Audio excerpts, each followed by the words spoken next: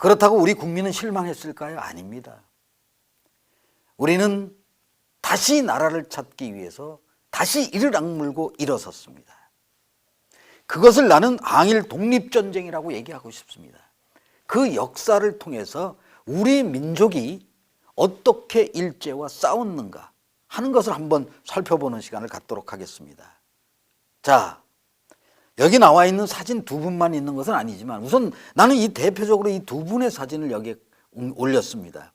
경북 안동에서 99칸짜리의 그 명문 대가에 살고 있었던 석주 이상용 선생, 또 당시 서울에서 명문 대가의 집안으로서 당시 영의정의 아들이면서 또 그 후손으로서 부귀영화를 누렸던 우당 이혜영 선생의 그 집안, 이 두 집안을 중심으로 한번 설명을 드리도록 하겠습니다.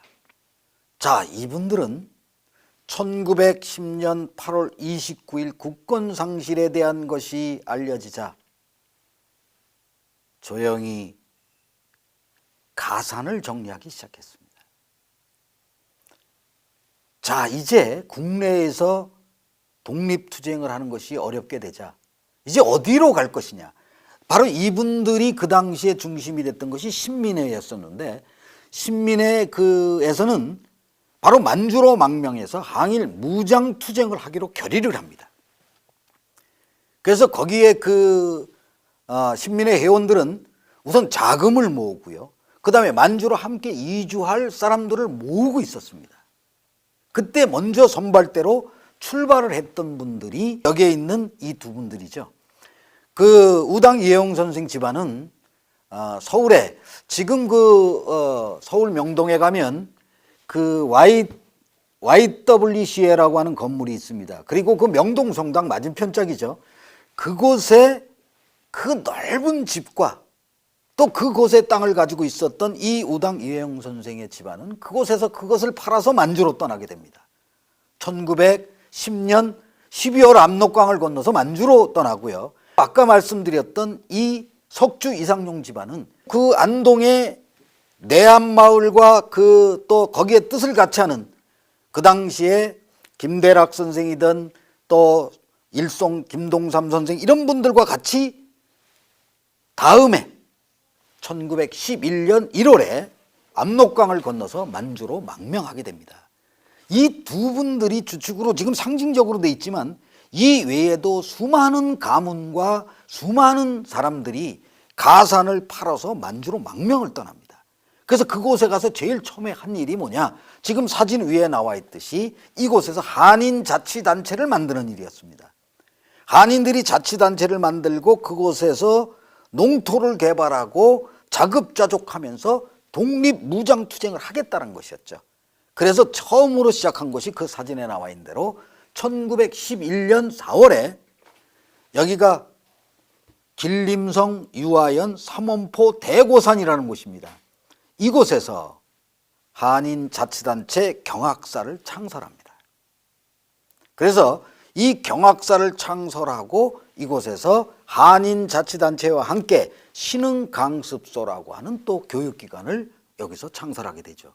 그래서 독립운동을 준비했던 시작이 바로 여기입니다.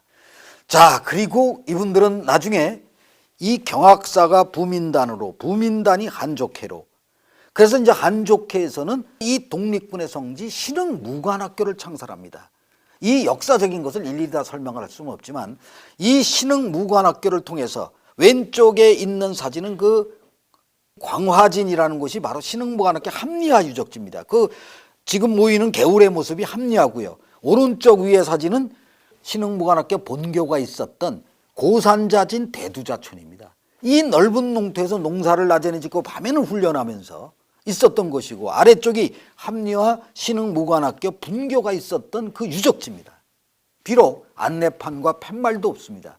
지금 만주 땅이 되어서 중국 관할이라고 해서 우리 유적지에는 안내판과 팻말조차 없지만 기념비라도 세워야 할 곳이죠. 이것은 그 세 곳을 보면은, 자, 여기 밑에 설명이 되어 있습니다. 1912년에 그 경학사로부터 또 신흥강습소로부터 이것이 신흥중학을 통해서 신흥무관학교로 발전하고 여기에서 1920년까지 독립군 장병 3,500명을 양성했던 유적지입니다. 이 신흥무관학교 출신 독립군 장병이 없었다면 우리는 독립전쟁을 할 수가 없었어요. 훈련받지 않은 병사들, 우리는 그 의병투쟁에서 교훈을 얻었습니다. 훈련받지 않은 일반인들이 그 조국을 사랑하는 마음으로 총칼을 들었지만 훈련받은 일본군 앞에서 무참하게 그 패배하는 모습을 우리는 봤습니다. 무기도 열악하죠. 군수물자 부족하죠. 거기다가 훈련받지 못했습니다. 그 귀중한 목숨을 그렇게 버렸기 때문에 여기에 그 신흥무관학교를 이끌었던 이분들은 바로 독립군 장병을 양성하는 것이 제일 중요한 문제다. 3,500명이면 얼마나 많은 인원입니까? 그 3,500명의 장병들을 먹여주고 재워주고 훈련하느냐고 얼마나 많은 돈이 들어갔겠습니까? 그때 이 애국 투사들은 전 재산을 팔았던 겁니다. 그것도 모자라서 어떻게 했나요? 그 당시에 수많은 분들이 국내에서 또 그 다음에 국외에서 이 독립자금을 모아서 보내줬습니다. 이것을 가지고 독립군 장병을 양성했던 신흥무관학교를 나는 감히 독립군의 성지다. 이 성지를 우리는 잊어서는 안 된다. 자, 다음을 보면은 이것이 증명하고 있습니다. 항일 무장투쟁의 중심 기지가 나는 이 간도라고 보는 거죠. 바로 만주입니다. 거기에 그 도표에 보듯이 왼쪽에는 서간도 그리고 오른쪽에는 북간도로 되어 있습니다. 자, 여기에는 어떤 우리가 독립군 단체들이 있었는지 대개 다른 사람들은 모릅니다. 자, 한번 단체를 보실까요? 서간도에 1919년입니다. 지금 100주년을 맞이하는 이 단체에 대해서 언급이 있습니까? 3.1운동과 똑같이 1919년에 창설됐어요. 두 번째로 한번 보겠습니다. 광복군 사령부와 광복군 총령이 1919년에 역시 창설됐습니다. 또 그 다음에 대한청년단 연합회가 3만 명의 회원을 가진 대한청년단 연합회가 1919년에 윤영성, 관전현, 이 홍통구라는 데서 그 청년들이 모여서 이 단체를 만들고 여기 의용군도 있고 별동대도 있어서 무장투쟁을 했습니다. 이 청년들이. 그리고 또 서로군정서 1919년에 5월에 서로군정서가 만들어져서 처음에는 군정부라고 그랬습니다. 근데 상해 임시정부에서 정부가 있는데 군정부라고 하니까 그 당시에 서로군정부는 그렇게 생각했습니다. 외교나 이런 것은 상해 임시정부 당신들이 맡아라. 군정부, 곧 무장투쟁은 우리가 맡아서 하겠다는 생각이었는데 상해 임시정부에서 사람을 보내서 그래서 그 다음에 이것을 서로군정서로 바꿨다고 합니다. 어쨌든 서간도 일대에서 곧 압록강 그 주변의 서간도 일대에서 대한독립단, 광복군사령부, 광복군총령, 대한청년단 연합회, 서로군정서 등이 언제 창설됐느냐? 1919년이었습니다. 자, 북간도까지만 보죠. 이 북간도에서는 1919년에 홍범도 장군을 중심으로 한 대한독립군이 창설됐어요. 나중에 이제 이분들이 중심이 돼서 봉오동 전투에서 승리를 거두게 됩니다. 대한국민회군, 역시 그 봉오동 전투에 참가해서 전공을 세우는 대한국민회군 있죠. 그 다음에 북로군정서입니다. 김좌진 장군 총살리 전투의 중심이 됐던 이 북로군정서도 1919년에 창설된 무장독립단체입니다. 자, 그리고 군무도독부, 최진동 장군, 이 봉오동 전투하고 총살리 전투에 참가한 사람입니다. 자, 이분들이 만들었던 서간도, 북간도의 이 무장 독립투쟁단체도 100주년입니다, 올해. 저는 이 점을 분명히 얘기하고 싶은 게 이분들은 총칼을 들고 일본 관동군과 일본 정규군과 목숨을 걸고 싸웠던 그 무장 독립단체다라는 것이죠.